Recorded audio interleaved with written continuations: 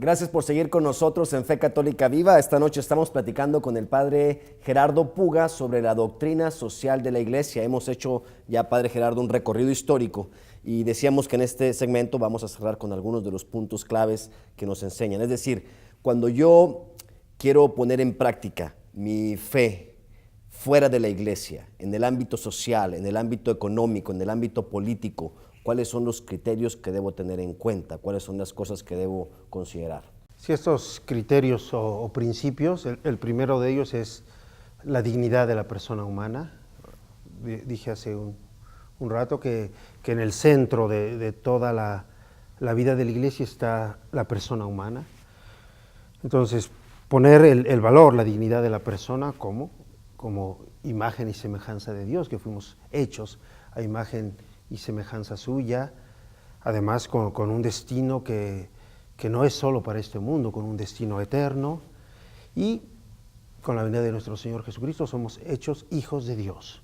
Por lo tanto, cualquier persona humana tiene ese valor donde quiera que esté en la sociedad, y el Estado, los cuerpos intermedios, la persona misma, tiene que preservar y conservar este valor de la dignidad de la persona, que sería el primer principio en el que se basa la doctrina social de la Iglesia. Si estoy entendiendo, entonces, si estoy involucrado en una organización y me invitan a participar y a colaborar en una organización en pro de una reforma migratoria, por ejemplo, o cualquier caso, ¿no? Pero es un caso que me viene a la mente. Lo primero que tengo que considerar es, ¿esta causa promueve y defiende la dignidad de la persona humana o no? Exactamente, y que estamos tratando con personas, no con mulas o caballos que puedo mover y comprar o matar, no, es el gran valor de la persona.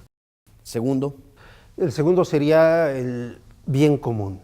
¿Qué es eso? Es que el bien que debemos buscar los individuos, el Estado, las sociedades intermedias, el bien no individual, no solo mi bien, el de mi familia, el de mi grupo, el de mi partido, el de mi empresa, sino el bien de toda la sociedad.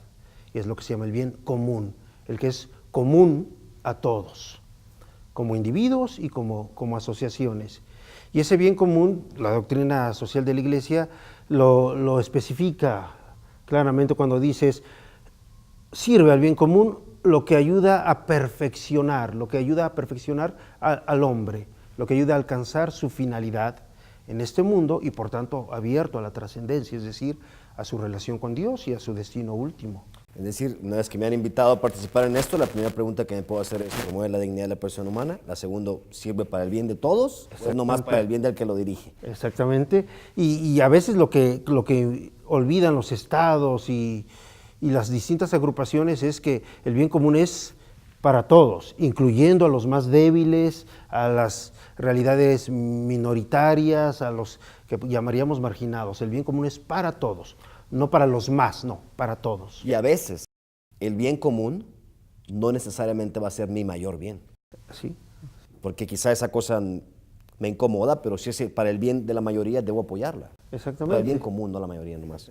Tercero, subsidiariedad, que eso suena como palabra dominguera. Exactamente, esta palabra, subsidium, de latín, es ayuda.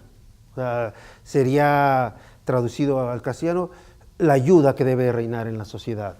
Y podríamos este principio de subsidiariedad mencionarlo de dos maneras. Primero, que las realidades superiores no hagan lo que las realidades inferiores pueden hacer. Que las sociedades superiores no absorban, no anulen a las realidades o a las sociedades inferiores, y que ese es un aspecto. Y el otro aspecto es que las sociedades superiores ayuden, promuevan a las sociedades inferiores. Explico esto un poquito para que se entienda. Imaginemos una familia, si el papá o la mamá le quiere resolver todo y siempre al hijo, pues va a educar un inútil, va a tener un inútil, porque va a ser una persona independiente, insegura, o sea, tiene que lo que el pequeño puede hacer, tiene que aprender a hacerlo por sí mismo. Y si cae en un paternalismo, pues está destruyendo a su hijo. Igual, por ejemplo, en las realidades sociales, si el Estado, por ejemplo, que es la sociedad más alta, pues quiere hacer lo que deberían hacer las agrupaciones intermedias, lo que deberían hacer las familias, pues caemos en un totalitarismo, en un paternalismo. Y de eso tenemos experiencia en Latinoamérica. Sí, sí, en Latinoamérica y en todos los regímenes totalitarios. Entonces, el principio de subsidiariedad es, sí, apoyarte, impulsarte, dejarte hacer lo que tú puedes hacer. Y cuando no puedes hacerlo, entonces viene el subsidio, viene la ayuda.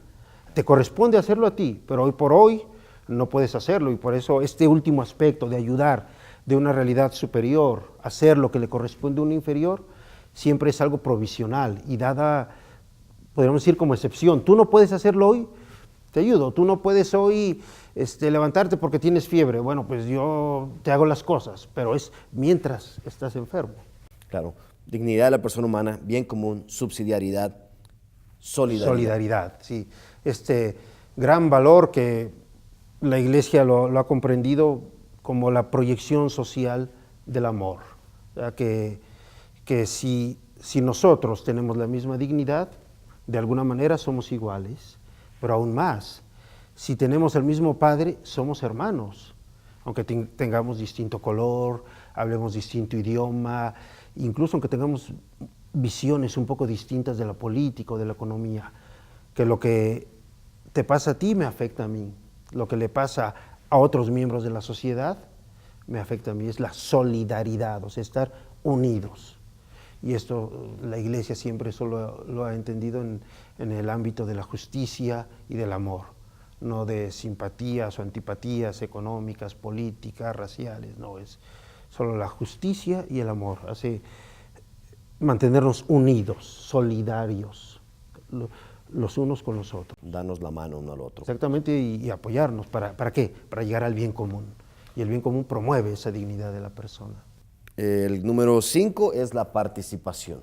Sí, aquí es casi una invitación a que yo no puedo ser buen cristiano si reduzco mi actividad de fe al ámbito cultural, a mis domingos, a mis oraciones. No, yo debo participar en los distintos aspectos. Yo soy un ser social.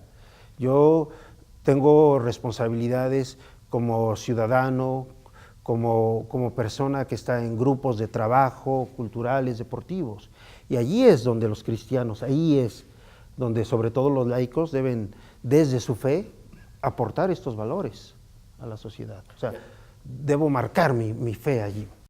Ya ves, pensamos que es cosa que le corresponde a los curas o a los obispos, pero es de todos nosotros. No, creo que ya se nos está acabando el tiempo. Quisiera terminar con una frase de Tertuliano, que es un autor del siglo II. Él decía, somos de ayer y lo llenamos todo, porque estamos en todas partes, marcando la fe, marcando el cristianismo en la política, en la economía, en el trabajo. Dice, estamos en todas partes menos en las cárceles. Y si algún cristiano está en la cárcel es por ser cristiano, no por ser criminal. Bueno, en aquella época creo que el cristianismo tenía una vitalidad que desgraciadamente a veces hemos descuidado después. O sea, estamos llamados a entrarle a todo desde el Evangelio, desde nuestra fe. Muchas gracias, Padre, por enseñarnos esto el día de hoy, y gracias a todos ustedes por acompañarnos. Nos vemos el próximo lunes. Esto es Fe Católica Viva. Muchas gracias, Luis, y muchas gracias a todos. Gracias. Buenas noches.